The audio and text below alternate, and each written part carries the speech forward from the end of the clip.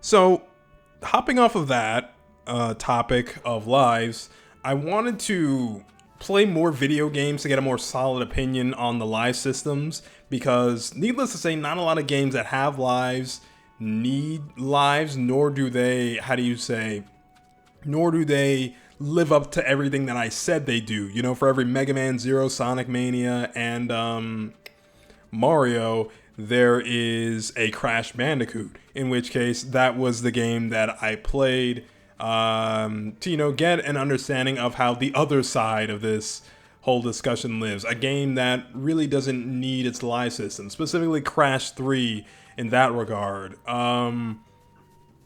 Excuse me. So in Crash 3, you are littered in lives to the point where you might have triple digits by the time that you end the game. That's how many lives are thrown at you in Crash. But in addition to that, it is a collectathon game. So whereas Mega Man and Mario and Sonic were all these games about, you solidifying your skill, the thing in Crash is that you just gotta collect things. I'll get back to, the whole skill thing in a second. Don't worry about it.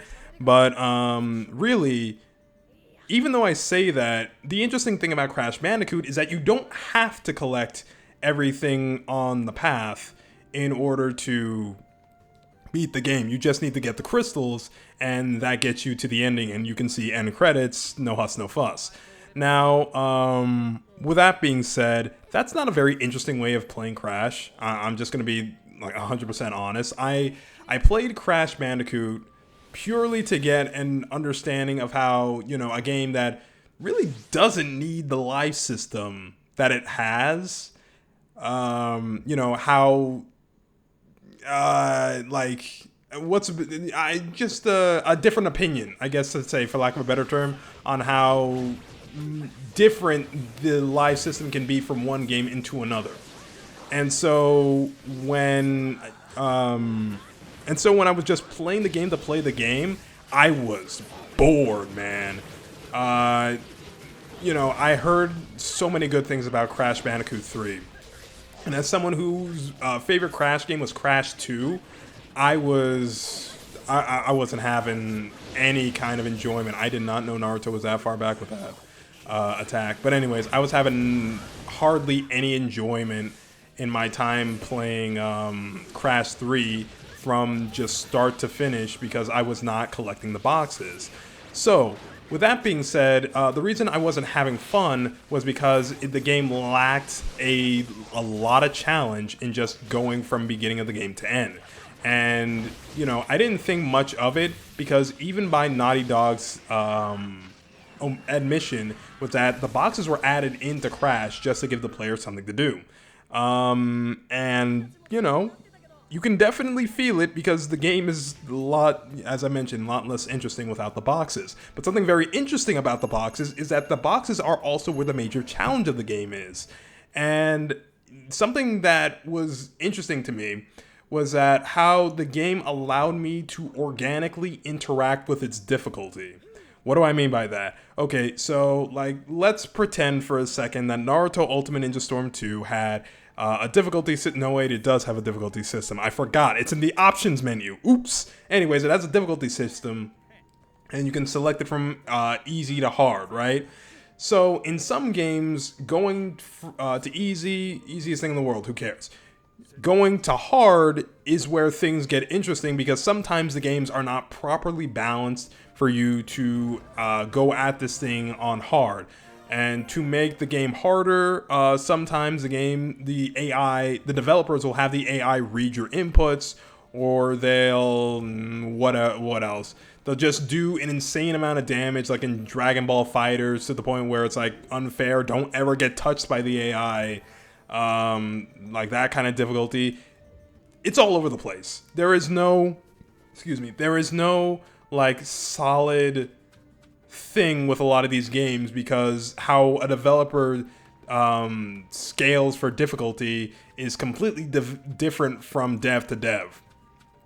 So in that regard, how Crash is interesting is the fact that the challenges are tailor-made mostly for a platforming thing. So, for instance, there could be a box and there's a bottomless pit, but you can jump on the box and rebound onto the platform on the other side. So a lot of the times in Crash, it's testing your platforming ability, testing your ability to, not necessarily the decision make on the fly, but just your decision making skills in general. Sometimes you want to hit all the boxes in a row. Sometimes you don't, because there is a question mark iron box where you can hit it and then it activates this other thing, but now because you hit all the boxes and one of them was a TNT box, you can't activate it and hit that.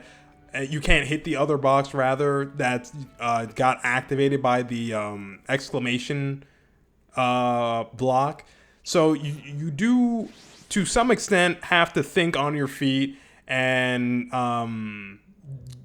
go through the game on your toes, for a sense. And in some regards, too, you also have to have a good run, because there are death platforms in the game, and not all of them are hard to get to, but they are a test in skill. They are a specific skill check. Like, are you good enough? Wow, I hit him in the air? Okay. Are you good enough to make it to this platform without losing a life? That's a legitimate question. And in doing all that, I found the game much more enticing, and in some regards, well, no, not even in some regards, in a lot of regards, I found the game way harder to boot. And because of that, when I finished playing Crash Bandicoot 3, I went from this game is alright, kind of putting me to sleep, to this game is amazing and one of the best Crash games I ever played. And I feel that a lot of games could deal with that kind of organic difficulty more. I wouldn't, honestly, I have no idea. Like, if we're talking about in an open world game, how you organically make the difficulty in something that you interact with is beyond me. But it's an idea that I think more games can mess around with, because, well, really, like I mentioned before, the difficulty slider thing is something that from game to game can be exceptionally bonkers. So another thing about whatchamacallit, the optional challenges of the boxes in Crash 3 is that they also allow the player to interact with a challenge whenever they see that they themselves are skilled enough to complete it. So one of the things that was I wasn't comfortable with in Crash 3 was going backwards through a level, because, well, the game is not exactly designed to let you see what's behind Crash. It's functional, but it's not the best thing to do, right? But there are some levels where if you want to get the box gem, you just have to. Like, you don't have a choice. You have to do this. And when I encountered one of those levels, I said, nope, I'm not going to do this. Excuse me. I did not memorize the path. I did not know I had to do this. And so I left that level. And again, this was a part of my first playthrough. I thought I was just going to beat the game and call it a night. And then I decided to go for a 101%. And I came across one of the levels that basically forced me to complete the level back, a portion of it backwards anyways.